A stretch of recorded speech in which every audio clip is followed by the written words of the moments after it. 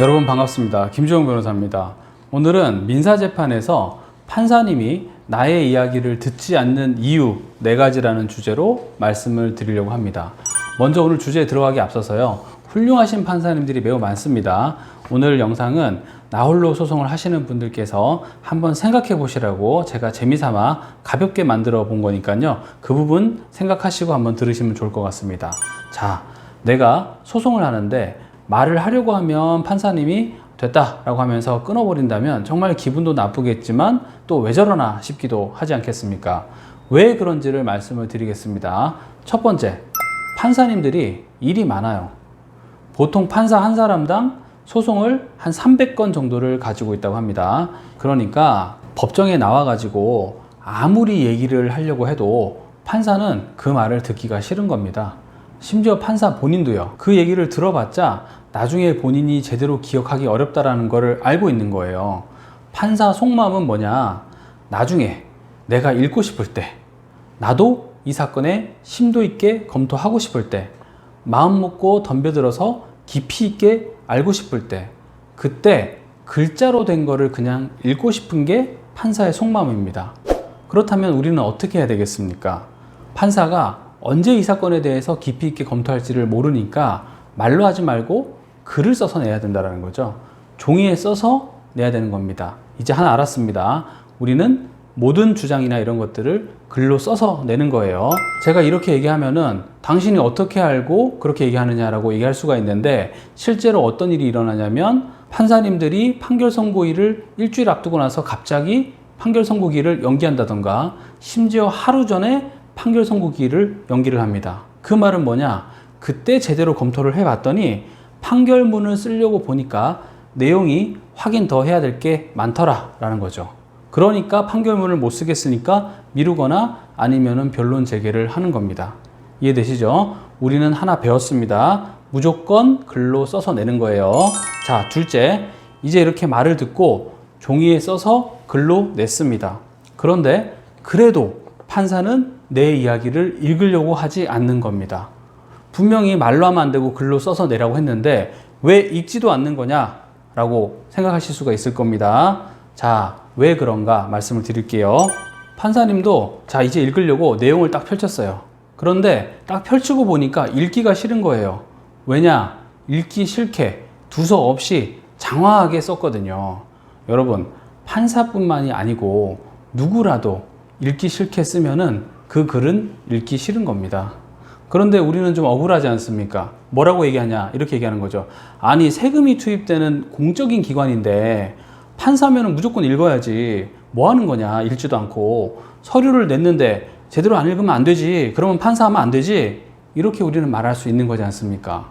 그런데 어떻게 하겠습니까? 그분이 지금 내 판사인 거를 이렇게 생각을 해보시죠. 판사가 내가 낸 서류에 쓰여진 말을 제대로 이해를 못한다. 결국은 누가 불이익을 받습니까? 내가 불이익을 받는 겁니다. 그러니까 우리는 좋든 싫든 어떻게 할 수밖에 없다?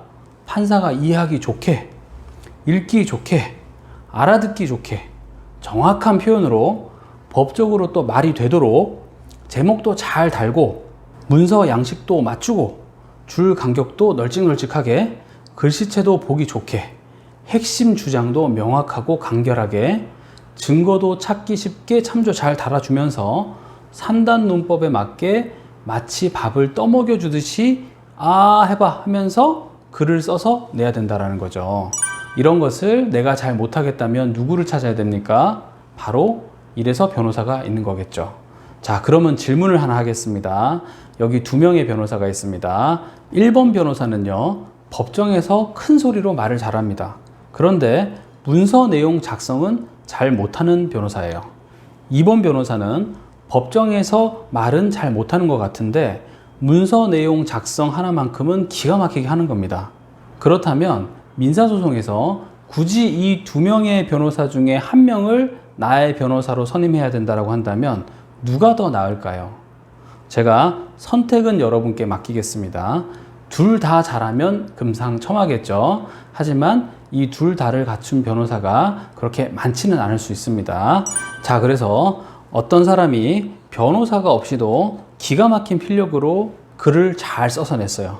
누가 들어봐도 아, 이 사람 무슨 말 하는구나 하는 것을 이해가 쏙쏙 되게 아주 글을 잘 썼습니다.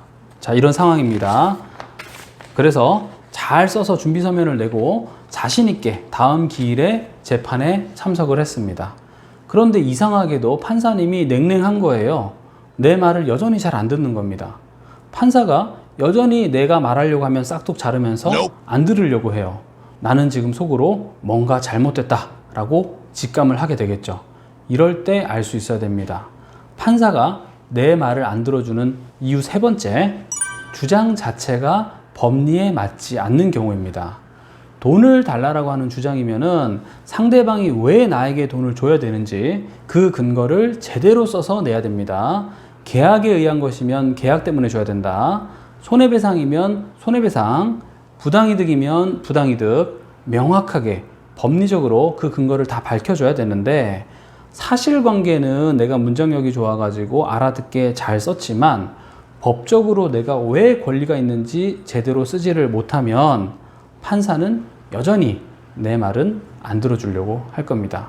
자, 그리고 이와 같은 관점에서 판사가 내 말을 안 들어주는 이유 네 번째, 주장은 이해를 하겠어요.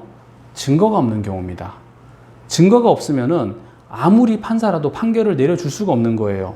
계약에 의해서 저 사람이 나한테 지금 돈 줘야 됩니다, 판사님 하고 주장을 했어요. 그러면은 계약의 존재 자체를 입증할 수 있는 무언가를 제출을 해야 되는 겁니다. 계약서면 계약서, 문자 내용이면 문자 내용, 통화 녹음이면 통화 녹음, 증거를 내야 되는 겁니다. 증거 없이 판사에게 말로만 아무리 이야기를 해도 판사는 우호적인 판결을 내려줄 수가 없는 겁니다.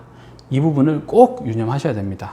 오늘 제가 판사가 내 말을 듣지 않으려고 하는 이유 네 가지를 말씀드렸습니다.